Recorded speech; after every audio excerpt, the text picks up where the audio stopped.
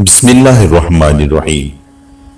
السلام علیکم دوستو گاؤں میں چوری کی واردات کا ایک طریقہ چور اپناتے ہیں۔ وہ جس گھر کو ٹارگٹ بناتے ہیں اس گھر میں 2-3 پتھر پھینکتے ہیں۔ ایسا وہ چوری کرنے سے پہلے 2-3 راتیں کرتے ہیں۔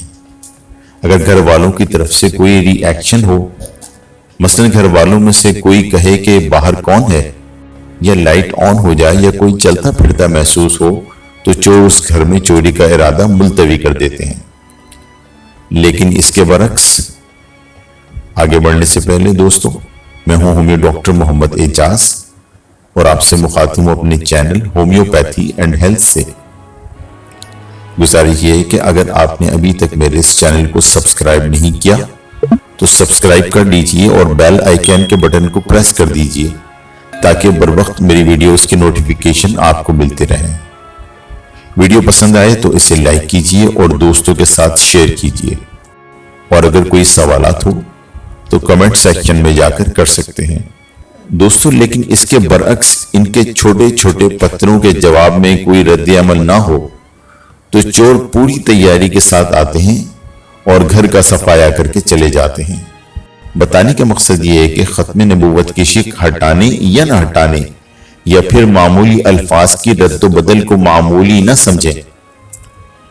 یہ وہ پتھر ہیں جس سے چور آپ کی بیداری کا اندازہ لگا رہا ہے، اور ایسا 2-3 ماہ بعد کرتا ہے۔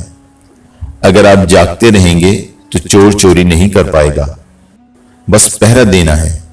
اس لیے ختم نبوت پر کوئی مصلحت برداشت نہ کی جائے۔ قادیانی اور اس کے ساتھی کل بھی کافر تھے، آج بھی کافر ہیں۔ دوستو آپ اس کو دیکھ کر رک نہ جائیں، بلکہ یہ ویڈیو صدقہ جاریہ ہے، شیئر کر کے باقی احباب تک پہنچائیے۔ اس میں آپ کا بمشکل 1 لمحہ صرف ہوگا، لیکن ہو سکتا ہے کہ اس 1 لمحے کی اٹھائی ہوئی تکلیف سے آپ کی شیئر کردہ ویڈیو ہزاروں لوگوں کے لیے سبق آموز ثابت ہو۔ امید کرتا ہوں کہ آج کی یہ ویڈیو آپ کو پسند آئے گی۔ پسند آئے تو ضرور لائک کیجئے۔ اب تک کے لیے اتنا ہی کافی ہے۔ ملتے ہیں پھر اگلی ویڈیو میں کسی نئے ٹاپک کے ساتھ۔ صحت مند رہیے، تندرست رہیے، اپنا خیال رکھیے۔ اللہ نگہبان۔